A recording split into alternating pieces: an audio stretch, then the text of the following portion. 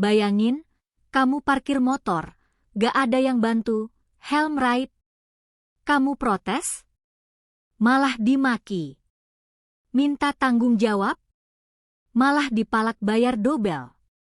Dan lebih parah lagi, kamu dibentak rame-rame.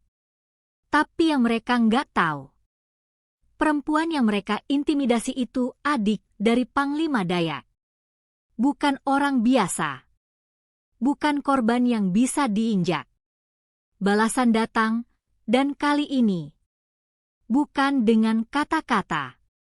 Sebelum lanjut, klik like, share dan komen dari mana kota kalian berasal. Di sebuah kota kecil di pinggiran Kalimantan, kehidupan berjalan lambat tapi penuh tekanan. Tak ada gedung pencakar langit, hanya pertokoan satu lantai, pasar tradisional, dan beberapa minimarket waralaba.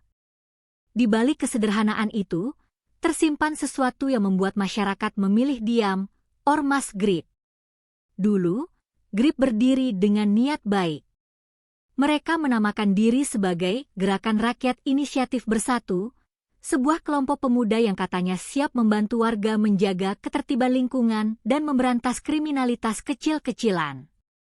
Mereka muncul dengan seragam unik, hitam dengan kerah merah mencolok, seperti simbol nyala amarah yang terselip di balik wibawa. Namun, waktu mengubah segalanya. Tujuan mulia perlahan dikalahkan oleh hasrat kuasa. Grip yang dulu ramah, kini berubah menjadi bayang-bayang gelap yang membungkus tiap sudut kota. Mereka tak lagi menjaga, tapi menguasai. Tak lagi membantu, tapi menekan. Parkiran adalah ladang uang mereka.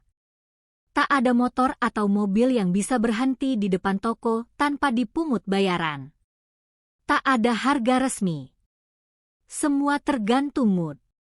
Hari ini 1.000, besok bisa 5.000. Bahkan jika kau hanya mampir sebentar untuk beli rokok, mereka tetap berdiri di samping kendaraanmu, tangan terbuka, mata tajam, seolah bilang, kalau tak bayar, bersiaplah. Pasar tradisional pun tak luput. Para pedagang dipaksa menyetor uang keamanan mingguan. Yang menolak, diganggu secara halus, lapaknya dirusak, pembeli dijauhi, atau tiba-tiba kehilangan barang tanpa jejak. Dan anehnya, polisi tak pernah benar-benar menindak. Desas-desus bilang, sebagian anggota Grip punya hubungan baik dengan beberapa oknum aparat. Grip juga sering muncul saat ada konflik warga.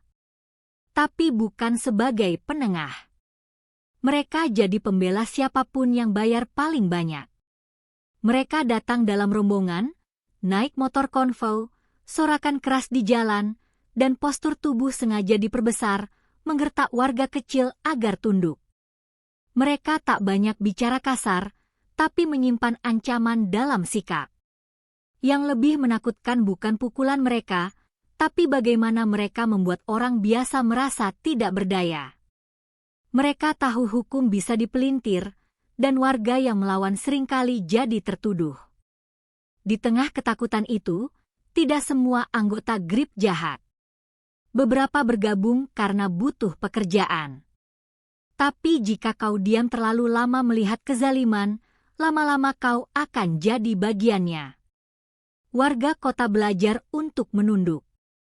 Untuk pura-pura tak melihat. Untuk membayar tanpa tanya. Untuk pergi tanpa protes meski dilukai. Namun di balik kota kecil yang penuh kepura-puraan itu, tak ada yang tahu bahwa suatu hari mereka akan menekan orang yang salah. Seseorang yang darahnya mengalir dari leluhur yang tak pernah tunduk. Seseorang yang hidup dalam diam, tapi sekali bergerak akan mengubah segalanya. Siang itu terik. Matahari menggantung tinggi di atas kota kecil yang hanya punya satu mal, satu pom bensin, dan satu pasar induk. Asap dari warung sate di sudut jalan menari pelan, bercampur debu yang berterbangan setiap kali truk lewat. Di tengah keramaian kota yang tak seberapa, sebuah motor bebek meluncur pelan lalu berhenti di depan minimarket. Motor itu milik Liana, seorang perempuan muda dari suku Dayak. Ia mengenakan blus polos dan rok panjang, rambutnya dikepang rapi ke belakang. Dari matanya, jelas terlihat bahwa ia bukan warga kota. Cara menatapnya tenang tapi awas. Di tangannya tergenggam daftar belanja untuk persiapan upacara adat Melalaan, ritual penting yang akan digelar di rumah Panjang 3 hari lagi. Barang-barang yang ia cari hanya bisa dibeli di kota, lilin khusus, kain upacara, minyak kelapa murni, dan beberapa kebutuhan pokok. Ia memarkirkan motornya di area yang sudah dipagari kerucut oranye dan papan kusam bertuliskan "Parkir resmi", dijaga oleh Ormas Grip. 3 pria duduk santai di dekat pos kecil terbuat dari triplek bekas. Seragam mereka seragam, hitam pekat dengan kerah merah menyala, lambang Grip tercetak besar di dada. Salah satu dari mereka sedang main game di ponsel, yang lain sibuk mengisap rokok dalam-dalam, sementara yang ketiga tertawa keras mendengarkan cerita yang tak jelas dari temannya. Liana melirik mereka sekilas. Tak ada satupun yang berdiri atau memberi isyarat tempat parkir kosong. Ia mengatur posisi motornya sendiri, mematikan mesin, lalu meletakkan helm di spion sebelah kiri. Tak ada yang memerhatikannya. Padahal, seharusnya kalau mereka menjaga parkir, bukankah minimal satu dari mereka membantu? Tapi Liana tidak peduli. Ia sudah sering mendengar cerita tentang Grip, dari radio, dari warga yang berbisik, dan dari sesama perempuan kampung yang lebih dulu mengalami sikap kasar mereka. Namun baginya, hari itu hanya soal belanja dan pulang. Ia tidak datang untuk ribut. Ia hanya butuh menyelesaikan tugas dan kembali ke kampung sebelum sore turun. Saat melangkah menuju pintu minimarket, ia mendengar salah satu pria berseragam Grip berkata pelan sambil tertawa. "Cewek kampung, nenteng tas belanja, tapi parkir gratis kali ya?" Temannya menyambung, "Udah biasa. Nanti tinggal minta duit lebih waktu pulang. Biar kapok." Liana mendengarnya. Tapi ia tetap berjalan tanpa menoleh. Bukan karena takut, tapi karena ia tahu, saat singa sedang tidur, tidak semua gigitan perlu dibalas dengan cakar. Di dalam minimarket, ia mengambil satu persatu barang yang dibutuhkan. Ia mengecek ulang daftar, memastikan tak ada yang tertinggal. Ia berbicara sopan kepada kasir, membayar tunai, dan bahkan menyisihkan uang kecil untuk sedekah di kotak amal dekat pintu keluar. Ia tidak ingin menambah masalah sekecil apapun. Namun, saat keluar dan menenteng 2 tas besar menuju motornya, Liana merasa ada yang tidak beres. Motor itu masih di tempatnya. Tapi helm di spion sudah hilang. Ia mendekat dengan cepat, meletakkan belanjaan di jok, dan menunduk ke sekitar, memastikan helm itu tidak jatuh atau terselip. Ia berputar sekali. Tidak ada helm. Tidak ada bekas jatuh. Tidak ada bayangan siapa yang mengambil. Matanya langsung tertuju pada 3 pria berseragam hitam berkerah merah yang kini menatap ke arahnya dengan wajah datar. Mereka tidak bicara. Mereka hanya mengamati, seperti sedang menunggu pertunjukan dimulai.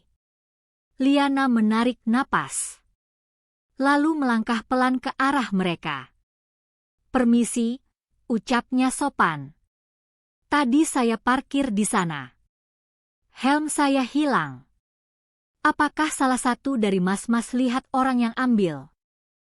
Pria bertubuh tambun di tengah mengangkat alis. "Helm? Yang taruh di motor situ?" "Iya." Dia tertawa pelan. "Ya, siapa suruh taruh di luar? Bukan tanggung jawab kami. Tapi ini area parkir, dan mas-mas kan yang jaga." "Loh," potong pria yang lain, "jaga parkir, bukan jaga barang.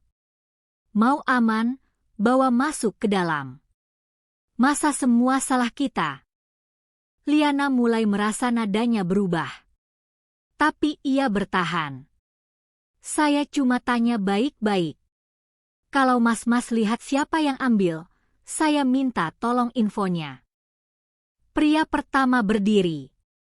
Tubuhnya tinggi besar. Matanya menyipit seperti mengukur lawan. Mbak, denger ya, jangan ngajarin kita kerja.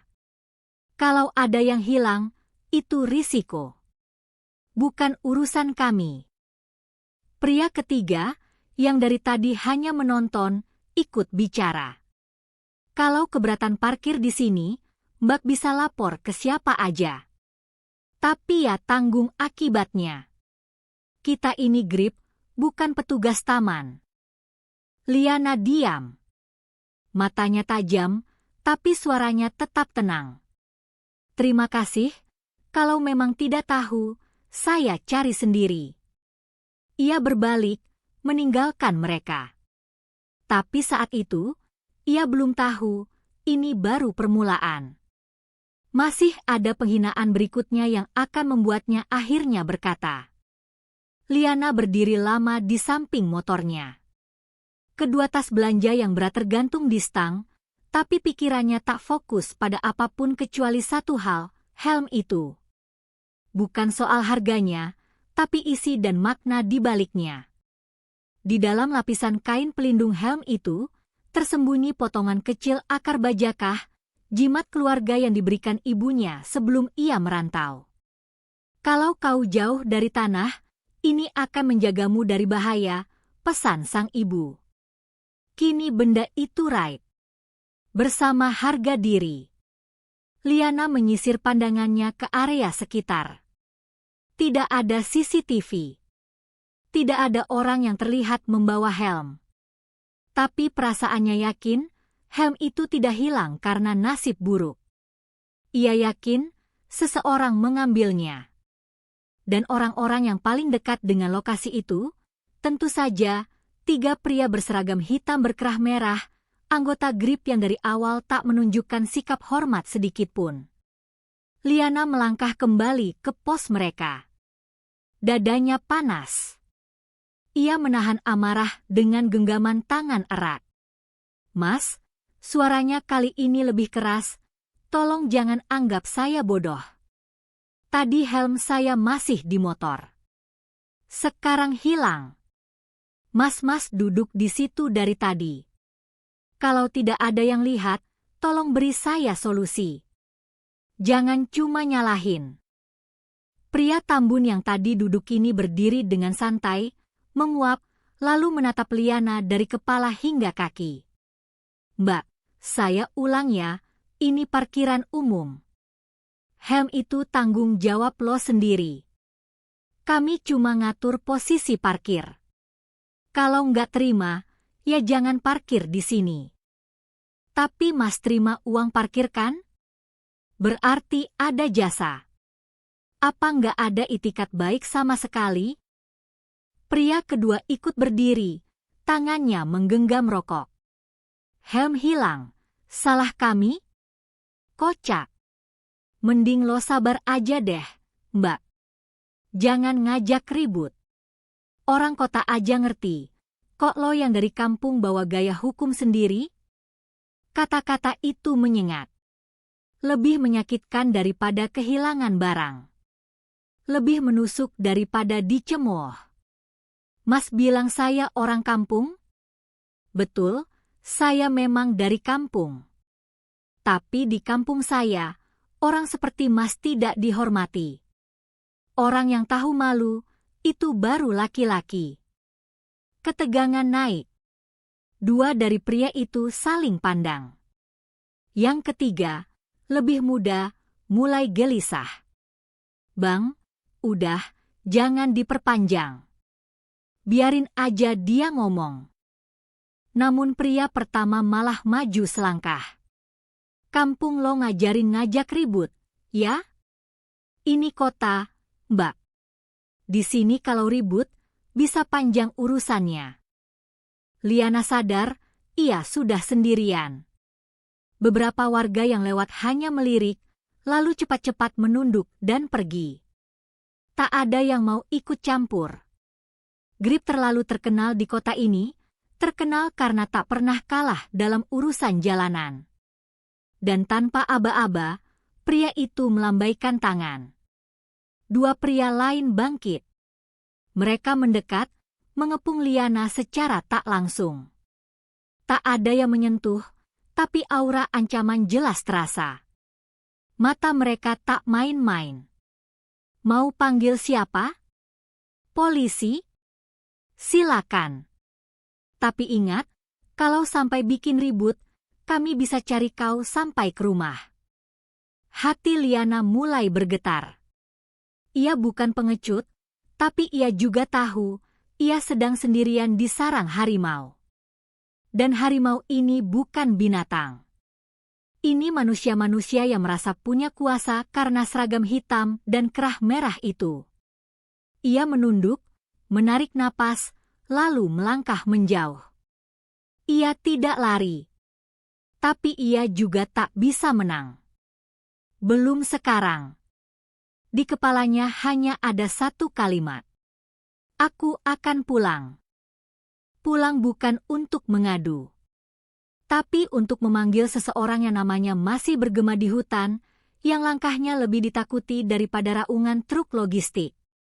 Liana sudah kembali ke motornya. Hatinya masih mendidih.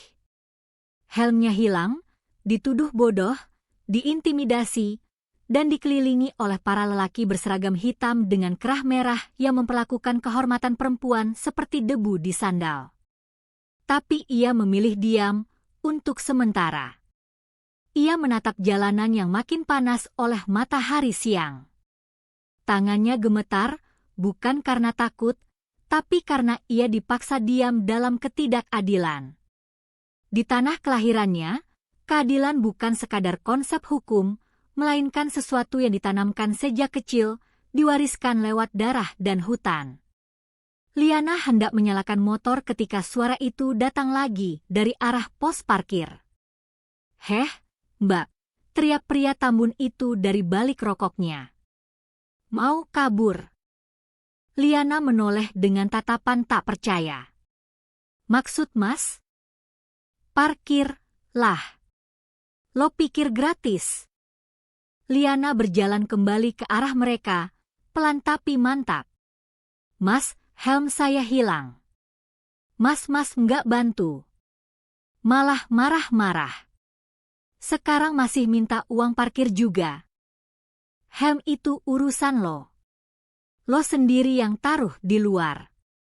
Bukan kami yang nyuruh, ucap pria kedua. Dan sekarang lo udah pakai lahan parkir kami, artinya tetap harus bayar, sambung pria ketiga. Liana menahan napas, lalu mengeluarkan selembar 2.000-an dari dompet. Ia ulurkan perlahan. Tapi pria pertama menepisnya. 5.000. Lo? Parkir motor biasanya 2.000. Tapi lo tadi bikin ribut, bikin kami repot. Harusnya bayar dobel. Liana terkesiap. Ketamakan itu bukan lagi soal uang, ini soal mempermalukan. Uang 5.000 itu bukan nilai, tapi simbol bahwa mereka bisa memaksa siapapun membayar lebih karena mereka bisa. Karena mereka punya kuasa. Ia mengeluarkan uang 5.000 tanpa kata. Ia tidak ingin perdebatan lagi. Tangannya gemetar saat menyodorkan uang itu. Pria bertubuh tambun menerimanya sambil senyum mengejek. Gitu dong. Belajar jadi warga kota yang patuh. Tawa meledak dari pos kecil itu. Ketiganya tertawa keras, menepuk-nepuk paha, seolah baru saja memenangkan permainan kecil. Bagi mereka, ini hiburan. Bagi Liana, ini luka. Beberapa warga yang melihat hanya diam. Tak ada yang mendekat. Tak ada yang bersuara. Wajah mereka semua sama, takut. Liana kembali ke motornya. Ia memasukkan kunci, menyalakan mesin, lalu melaju pelan meninggalkan area parkir. Tapi sebelum membelok ke jalan besar, ia sempat menoleh sekali lagi ke belakang. Tatapannya dingin. Diam-diam, ia menandai tempat itu dalam ingatannya, ket pagar, letak pos parkir, dan wajah ketiga pria itu. Bukan karena ia akan kembali sendiri, tapi karena ia tahu siapa yang akan datang. Dan orang itu tak akan menuntut uang. Ia menuntut kehormatan. Asap tipis dari knalpot motor Liana membubung pelan, seakan menggambarkan amarah yang tertahan di dalam dadanya. Jalanan mulai lengang saat ia meninggalkan pusat kota. Belanjaan di jok belakang tak lagi terasa penting. Yang membebani pundaknya sekarang bukan tas berat, melainkan rasa dipermalukan. Bayar dobel karena bikin ribut. Belajar jadi warga kota yang patuh. Kalimat-kalimat itu terus berulang di kepalanya, menampar harga dirinya lebih keras dari pukulan fisik. Jalan yang dilalui Liana adalah jalan panjang, melewati pinggiran kota, ladang-ladang kering, dan hutan kecil yang mulai memudar karena pembukaan lahan. Tapi matanya tak melihat semua itu. Yang ia lihat hanya satu, ketidakadilan. Motor itu melaju konstan, tapi air matanya mulai menetes satu persatu. Ia menyeka cepat, tidak ingin air itu jatuh ke pipi. Ia bukan perempuan lemah. Tapi hari ini, sesuatu telah dicuri darinya yang tak bisa dibeli kembali, rasa aman dan harga diri. Jalanan mulai menurun ke arah desa. Langit sudah condong ke barat, bayangan pepohonan makin panjang. Di kejauhan, samar-samar, terlihat jembatan kayu yang menandai batas antara kota dan wilayah adat. Dan begitu ia melintasi jembatan itu, tubuhnya bergetar pelan.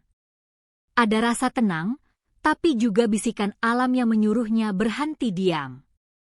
Ia memarkir motornya sebentar di sisi jembatan.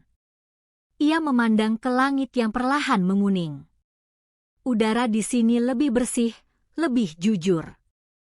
Ia meletakkan kedua tangan di pagar jembatan dan menunduk.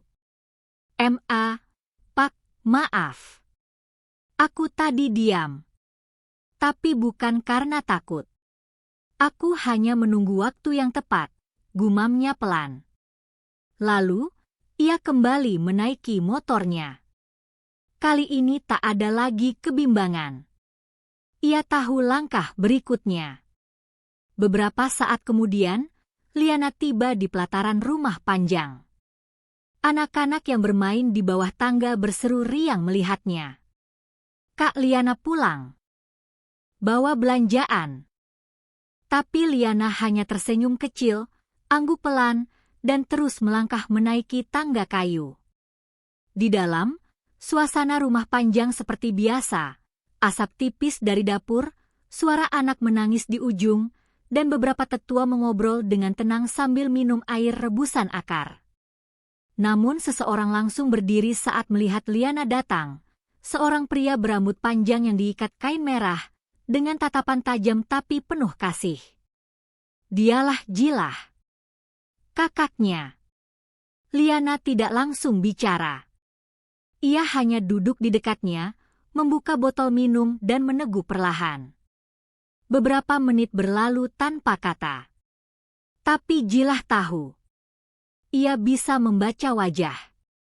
Dan wajah adiknya hari ini tak seperti biasanya.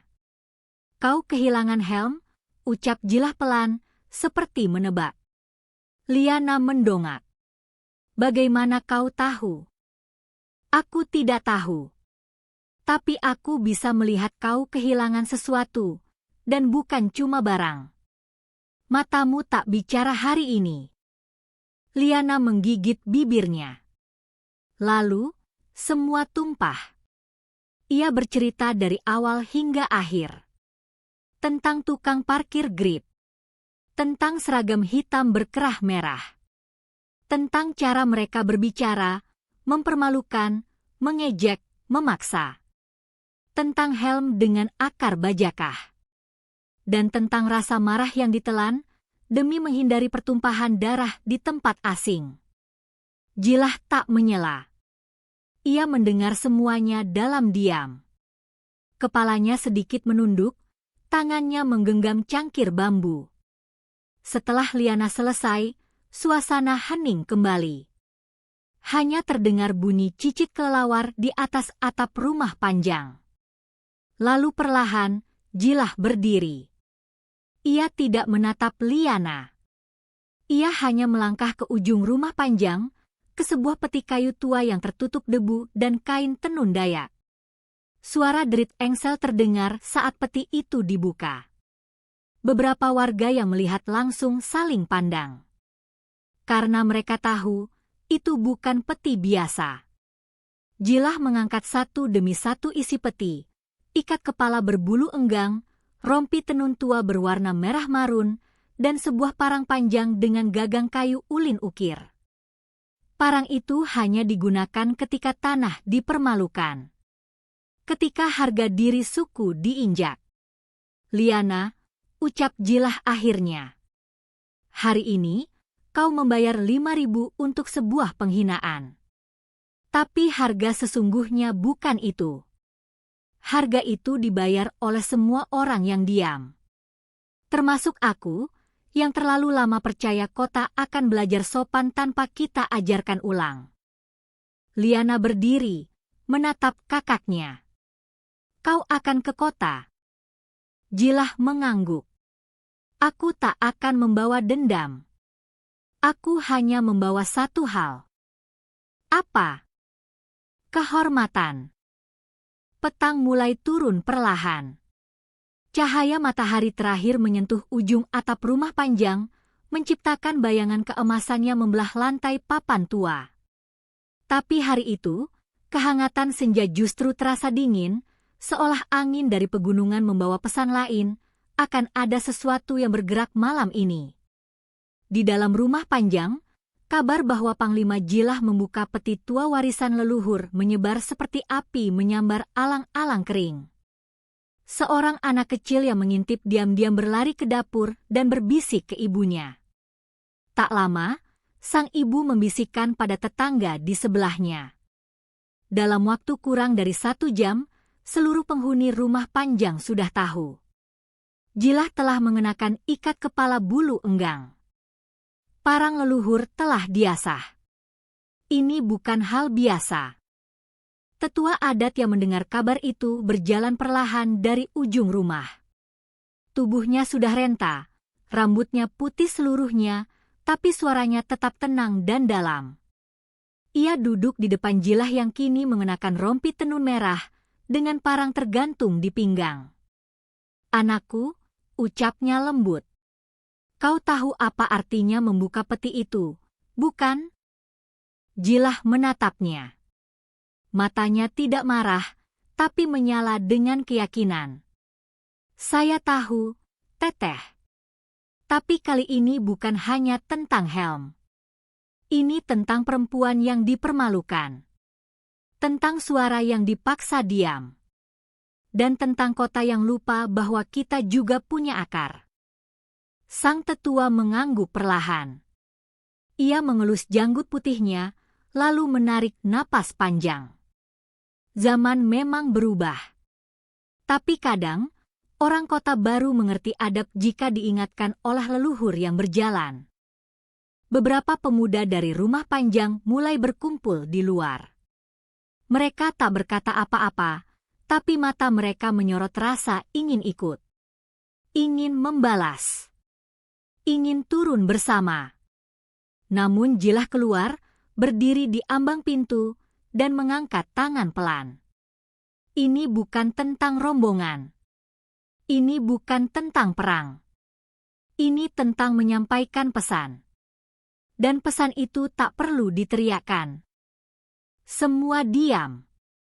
Jilah lalu turun perlahan dari tangga kayu, menapaki tanah dengan langkah berat namun pasti. Seekor anjing tua ikut berjalan di belakangnya, lalu berhenti begitu Jilah melangkah ke arah hutan. Ia tidak membawa kendaraan. Ia tidak membawa peta. Yang ia bawa hanya parang leluhur, keyakinan, dan nama yang belum pernah dikalahkan. Seorang pemuda berbisik pada kawannya, "Apa kita diam saja?" Yang lain menjawab, "Kalau Jilah turun sendiri, itu tandanya dia sudah yakin tidak akan gagal." Malam pun turun. Tapi rumah Panjang tak gelap. Api-api pelita dinyalakan satu persatu, bukan hanya untuk menerangi, tapi sebagai tanda penghormatan. Karena malam ini, roh penjaga tanah kembali berjalan. Malam sudah benar-benar turun. Tapi di jalan sempit yang menghubungkan desa ke kota, satu sosok berjalan perlahan. Jilah. Tubuhnya tinggi, gagah, berpakaian adat sederhana, rompi tenun merah marun, kain ikat pinggang dari kulit kayu, dan di bahunya tergantung parang warisan, tajam dan berkilau terkena cahaya bulan. Tak ada suara mesin. Tak ada deru kendaraan.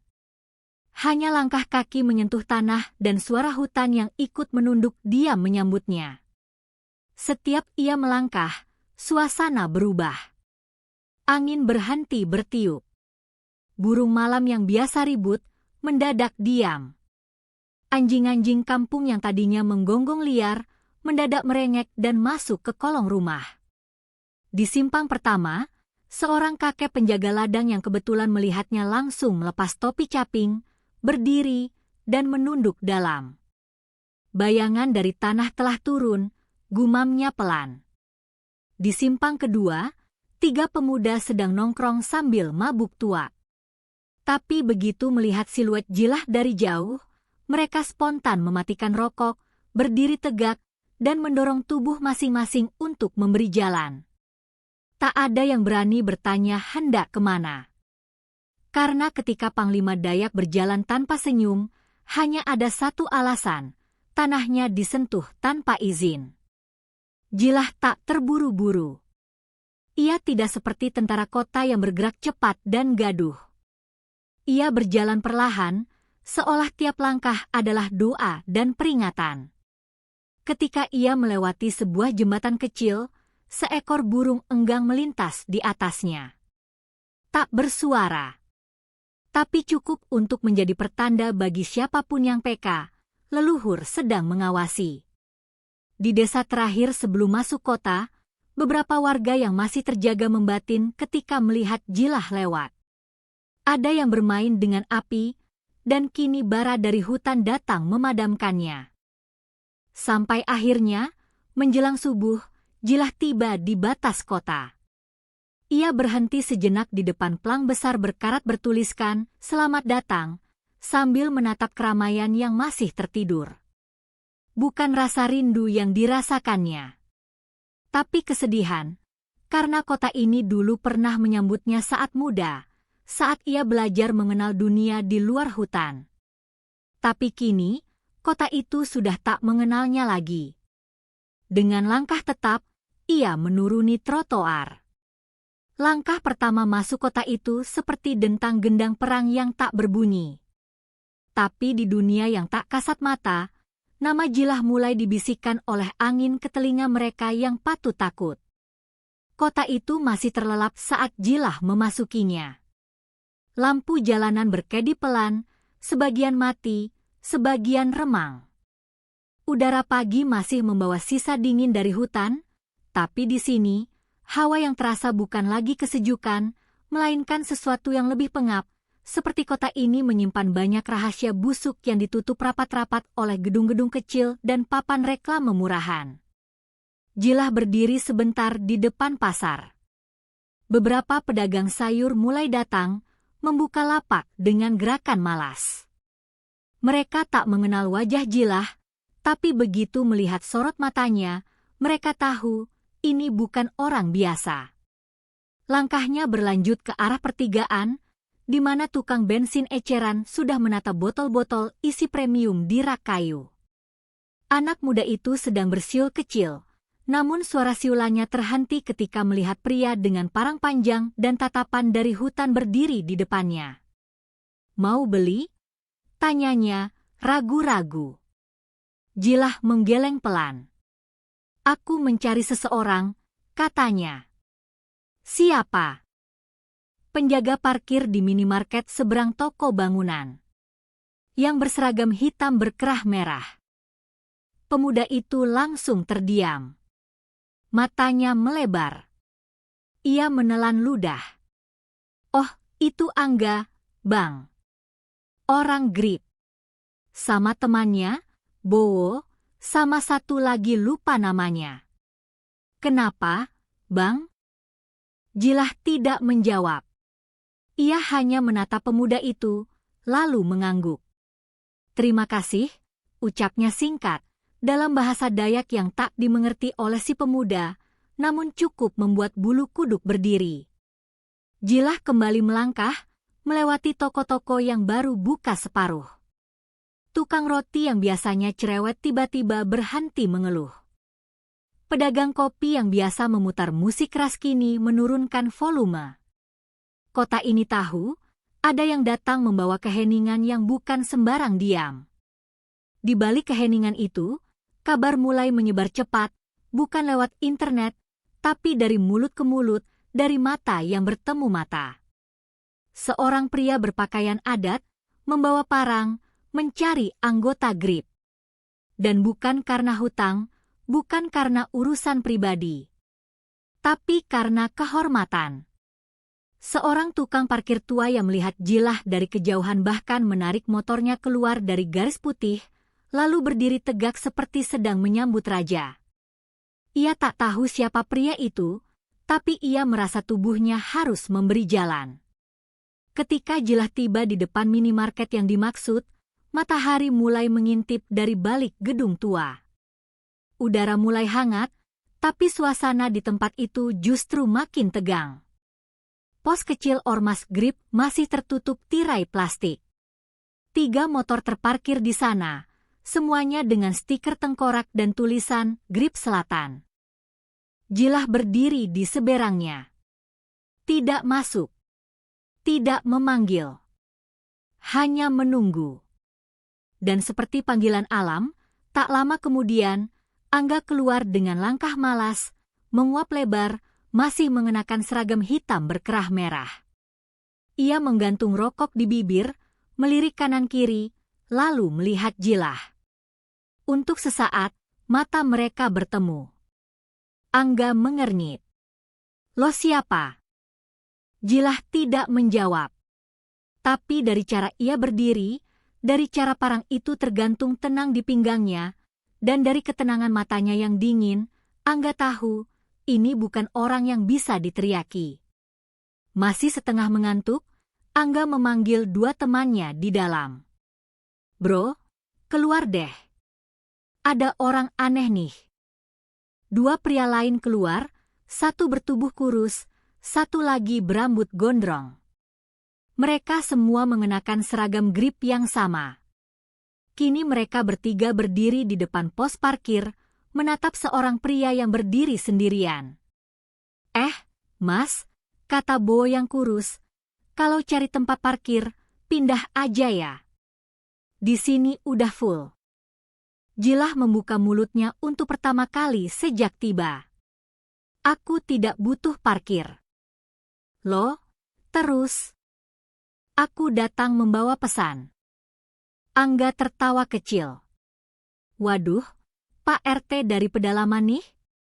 Mau nasihatin kami? Jilah mengangkat dagunya. 1 kalimat, tajam. Kalian telah menyeberangi batas. Dan saat itu, suasana mendadak berubah. Seperti udara ditarik keluar dari tempat itu. Seperti alam ikut berhenti untuk mendengar kalimat berikutnya. Tapi Jilah diam. Ia menunggu. Karena ia tahu, reaksi mereka yang akan menentukan apakah parang itu harus bicara. Suasana di depan pos parkir Grip makin panas. Matahari pagi belum sepenuhnya naik, tapi udara sudah dipenuhi tensi yang bisa meledak kapan saja. 3 lelaki berseragam hitam berkerah merah berdiri menantang. Mereka tidak kenal siapa Jilah. Tapi kesombongan yang selama ini jadi pakaian sehari-hari membuat mereka berpikir, tidak ada yang bisa mengganggu Grip di wilayah mereka. Angga melangkah satu langkah ke depan, matanya menyipit. Mas, gue kasih tahu baik-baik. Ini area kita. Lo datang bawa parang, lo pikir siapa yang takut? Jilah tak bergeming. Tangannya tetap di sisi tubuh. Parang masih tergantung di pinggang. Tapi aura dari tubuhnya berubah, bukan marah, bukan gelisah, melainkan ketenangan yang mematikan. Seperti sungai yang tenang sebelum banjir datang menghantam. Lalu terdengar tawa, 1, 2, lalu ketiganya tertawa. Wop, teriak Angga ke dalam pos, telepon anak-anak yang lain. Biar rame sekalian. Beberapa menit kemudian, motor mulai berdatangan. 5, 6, 7 orang turun. Semua berseragam sama. Suara knalpot meraung, lantang, seolah ingin menunjukkan dominasi. Salah satu dari mereka berkata sambil menunjuk Jilah. Ini orang dari kampung mana sih? Gaya preman banget. Coba lihat lagi parangnya, buset, mirip golok zaman batu. Mereka mengejek, menertawakan. Tapi perlahan, satu persatu mata mereka mulai berubah. Karena Jilah tidak bergerak 1 inci pun. Tapi hembusan angin terasa berbeda. Seolah kota ini menyadari, ia sedang menginjak garis yang seharusnya tidak ia sentuh. Angga akhirnya maju. Oke. Lo pengen ngapain? Mau berantem? Berantem lawan berapa orang lo kira bisa menang? Jilah membuka mulut. Suaranya pelan, tapi terdengar seperti dentuman gong di dada mereka. Aku datang bukan untuk menang. Aku datang untuk mengembalikan yang patah. Ia melepaskan ikat kepala bulu enggang dari lehernya, lalu mengangkatnya tinggi ke udara. Simbol perdamaian sekaligus peringatan terakhir. Tapi Angga menepisnya dengan tawa kasar. Dasar kampungan. Udah, sini lo. Ia melompat maju, mengayun pukulan ke arah Jilah. Salah besar. Dalam satu gerakan, Jilah menunduk, memutar tubuh, dan memukul saraf leher Angga dengan sisi gagang parang. Tubuh Angga langsung terjatuh ke tanah, pingsan. Satu orang maju, berteriak, serbu aja sekalian. Dan itulah yang terjadi. 7 orang Grip menyerbu bersamaan. Tapi yang mereka lawan bukan preman pasar. Bukan petarung liar. Mereka melawan Panglima Jilah. Gerakannya seperti tarian. Cepat, halus, tapi menghantam tepat di titik lemah. Parang tidak digunakan untuk melukai, hanya untuk membentur dan mengunci gerakan. Satu persatu mereka tumbang, bukan karena luka berdarah, tapi karena tubuh mereka tak bisa lagi berdiri setelah terkena teknik bertahun-tahun dari tanah leluhur. Suasana di sekitar berubah. Warga yang tadinya hanya melihat dari kejauhan mulai mendekat. Ada yang merekam. Ada yang berbisik. Itu dia, orang dari hutan. Yang bikin Grip nggak bisa berdiri. Hanya tersisa satu orang yang masih mencoba berdiri dengan napas ngos-ngosan. Ia merangkak, mencoba kabur, tapi Jilah menahan langkahnya. Beritahu pemimpin kalian, ucap Jilah tenang, bahwa tanah ini masih punya penjaga.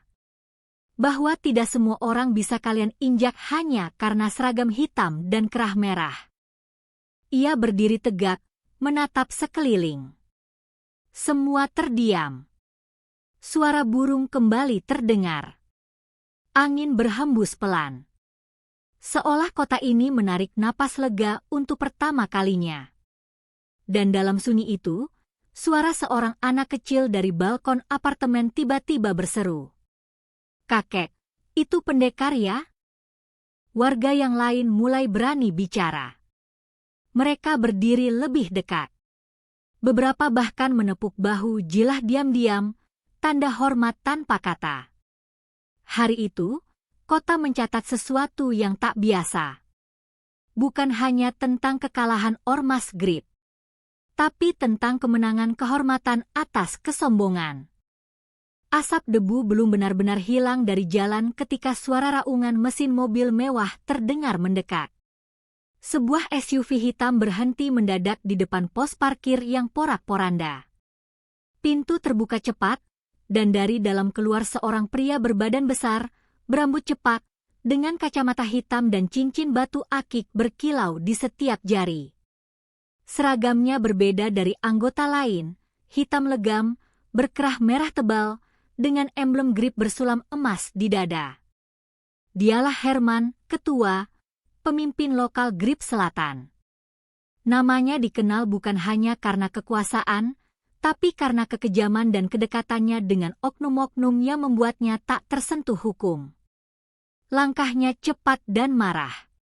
Matanya menatap tubuh-tubuh anak buahnya yang terkapar di jalan. Beberapa masih mengerang. Sebagian sudah diam. Pos jaga mereka hancur. Di tengah-tengah semua itu, berdiri satu sosok, Jilah, tenang seperti batu karang. "Siapa lo?" bentak Herman, suaranya menggelegar. Jilah tidak langsung menjawab. Ia hanya memandangi Herman seperti seorang guru menatap murid nakal. "Lo yang bikin anak-anak gue begini?" Jilah mengangguk sekali. Tegas. "Berani banget lo ya? Lo pikir lo siapa hah? Punya kuasa?" Langkah Herman makin mendekat. Tangannya mengepal. Beberapa anggota Grip yang masih sadar bergerak pelan ke belakangnya, berharap bisa membalas. Tapi tak satu pun dari mereka berani mendekat terlalu dekat. Mereka sudah tahu siapa yang mereka hadapi. "Aku datang bukan bawa kuasa. Aku bawa nama," jawab Jilah akhirnya, suaranya tenang, tapi bergema. "Nama? Nama siapa?" "Hah?" Jilah menatap lurus ke mata Herman. "Nama tanah ini." Tiba-tiba, tatapan Herman berubah. Wajahnya tak lagi hanya marah, ia mulai bingung. Seperti ada sesuatu di balik suara Jilah yang membuat dadanya berdebar tanpa sebab. Siapa lo sebenarnya?" Jilah mendekat 2 langkah. Mata mereka kini hanya terpaut sejengkal. Burung di atas kabel listrik mendadak terbang, seolah tahu, ini momen genting. "Aku Jilah," katanya pelan. "Putra dari tanah yang kalian injak tanpa hormat. Kakak dari Liana, perempuan yang kalian permalukan. Dan cucu dari orang yang membela kota ini saat kalian belum tahu cara berdiri tegak." Herman mundur setapak. Mulutnya bergerak, tapi tak ada suara keluar. Ia tahu nama itu. Dulu, saat ia masih preman kecil, ada satu nama yang selalu disebut para orang tua ketika mencegah keributan. "Kalau kau buat masalah di wilayah adat, jangan sampai Panglima Jilah dengar. Dia tak butuh senjata untuk membuatmu gemetar." Tapi itu dulu. Ia pikir orang seperti itu sudah hilang dimakan zaman. Ternyata belum. "Jadi, lo mau apa sekarang?" gumam Herman, nada suaranya turun. Jilah tidak menjawab. Ia hanya mengeluarkan sesuatu dari kantongnya, potongan kain dari helm Liana yang ia temukan di tanah. Di atasnya, tertulis nama kecil Liana, sulaman ibunya. Ia lemparkan ke tanah, tepat di depan kaki Herman. "Itu harga yang kalian ambil. Tapi bukan itu yang membuatku datang." "Lalu apa?" Jilah menatapnya dalam-dalam. "Kesombongan. Itu yang kutebas hari ini." Mata Herman mulai berkaca-kaca. entah karena marah atau takut. Tapi ia tidak bergerak.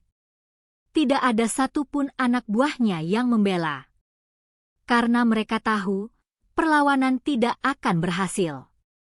Tidak terhadap seseorang yang bahkan tidak marah, tapi benar. Setelah lama diam, akhirnya Herman membuka suara. Lo menang hari ini.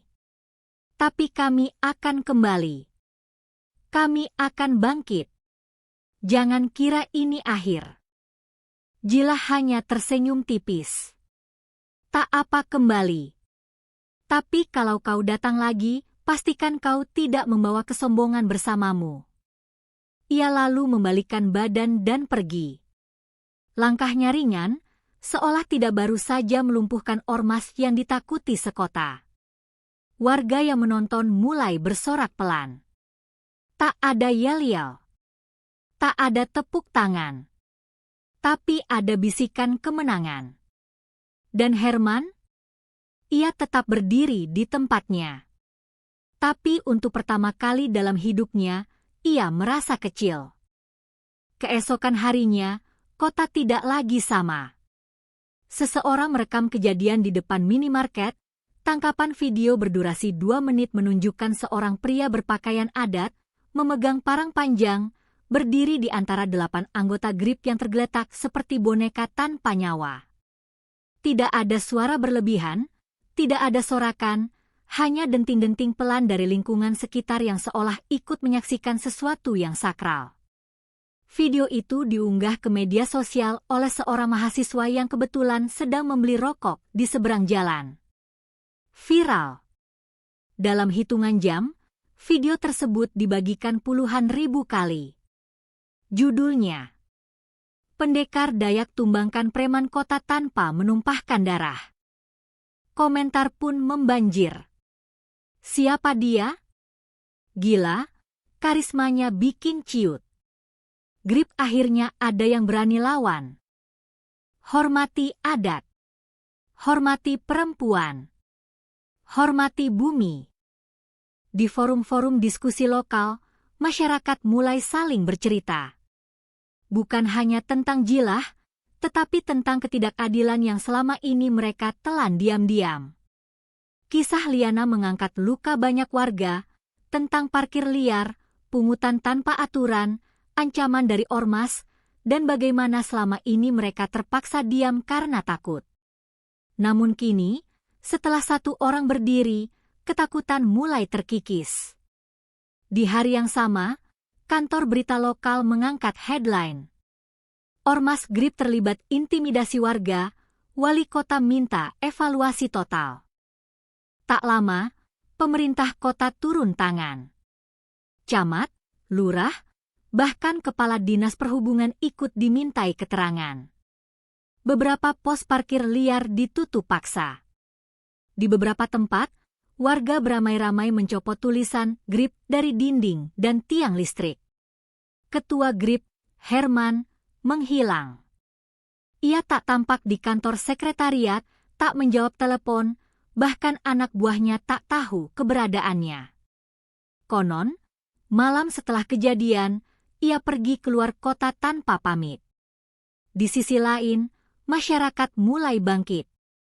Seorang ibu rumah tangga yang biasanya hanya diam saat dimintai uang lebih oleh tukang parkir, kini dengan lantang berkata, "Kalau mau ambil uang, bantu parkir dulu.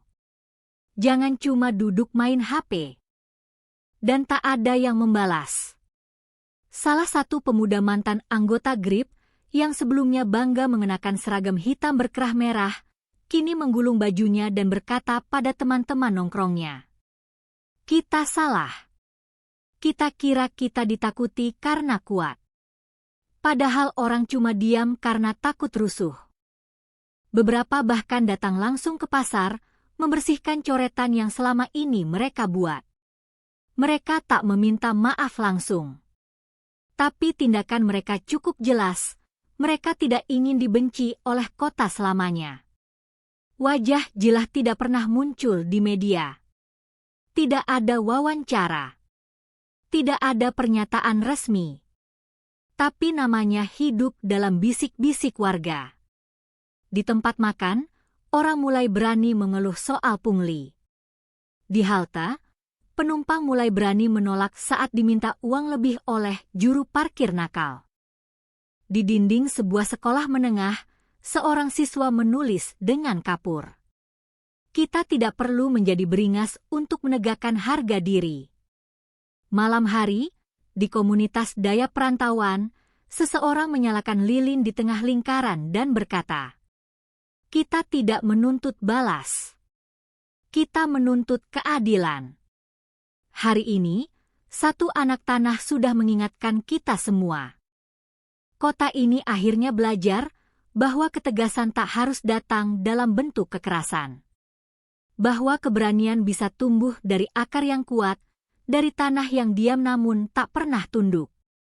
Dan jauh di ujung kota, di balik hutan kecil yang kini mulai rimbun kembali, nama Jilah terus disebut. Bukan sebagai pahlawan, bukan sebagai pembunuh, bukan sebagai pemberontak. Tapi sebagai bayangan dari hutan yang datang membawa cahaya. Kabut tipis menyelimuti perbukitan saat fajar menyingkap langit.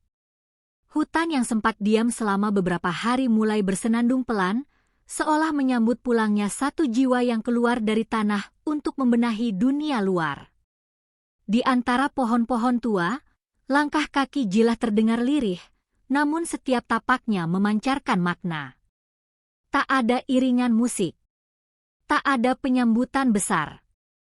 Hanya semilir angin yang menyapu pucuk-pucuk daun, dan desir sungai kecil yang mengalir tenang di sisi jalan setapak. Jilah kembali seperti ia pergi. Sendirian, tenang, dan tanpa banyak bicara. Dari kejauhan, rumah panjang sudah terlihat. Asap dapur mulai mengepul. Anak-anak kecil berlarian di pelataran, dan beberapa perempuan sedang menggantungkan hasil tenunan. Tapi ketika mereka melihat sosok itu muncul dari balik pepohonan, suasana berubah. Semua aktivitas berhenti. Bukan karena takut, tapi karena hormat. Para tetua berdiri di ambang pintu. Beberapa pemuda menunduk dalam, dan seorang gadis muda, Liana, adik Jilah, berdiri paling depan. Wajahnya tampak lega, tapi matanya berkaca-kaca. "Kaa, kau kembali," ucapnya pelan. Jilah tersenyum tipis. Ia membuka ikat kepala bulu enggang dari kepalanya dan menyematkannya pada dinding rumah panjang, tempat simbol itu selalu diletakkan oleh para leluhur usai menuntaskan tugasnya. Liana mendekat. Ia membawa secangkir teh akar pahit, minuman yang biasa diberikan kepada para panglima sepulang dari perjalanan penting. Jilah menerimanya dengan satu anggukan hormat, lalu duduk di bel bambu menghadap matahari pagi. Tak lama kemudian, tetua rumah panjang menghampirinya. Duduk bersila di samping, ia berkata pelan, "Apa sudah selesai urusan di kota?" Jilah menatap jauh ke arah lembah. Burung enggang terbang tinggi di atas hutan, dan kabut pelan-pelan menghilang. "Sudah," jawabnya pelan. Tapi bukan karena mereka berubah. Hanya karena mereka diingatkan. Liana duduk di sebelahnya, bersandar pelan di pundak sang kakak. Dalam bisikan yang hampir tak terdengar, ia berkata, "Kau tidak membalas dendam. Kau mengembalikan kehormatan." Jilah hanya menatap langit. Ia tidak merasa bangga. Ia tidak merasa besar. Ia hanya merasa tenang. Seolah beban yang sebelumnya tertahan di dada telah dilepaskan kembali ke tanah tempat ia berasal. Hari itu, rumah panjang tidak menggelar pesta. Tidak juga mengumumkan kedatangan sang panglima. Tapi malam harinya, di bawah sinar bulan dan nyala pelita, suara nyanyian adat menggema pelan. Sebuah lagu lama yang biasa dinyanyikan untuk menghormati roh yang menjaga hutan dan martabat. Orang-orang mulai bicara pelan di beranda rumah, mengenang perjalanan Jilah, dan bagaimana satu langkahnya telah mengguncang keangkuhan kota. Dan ketika malam hampir usai, di tengah keheningan terakhir sebelum pagi baru dimulai, suara narasi hati muncul, membungkus kisah ini. Karena dalam darah Dayak, kami tidak menuntut balas. Kami menuntut keadilan.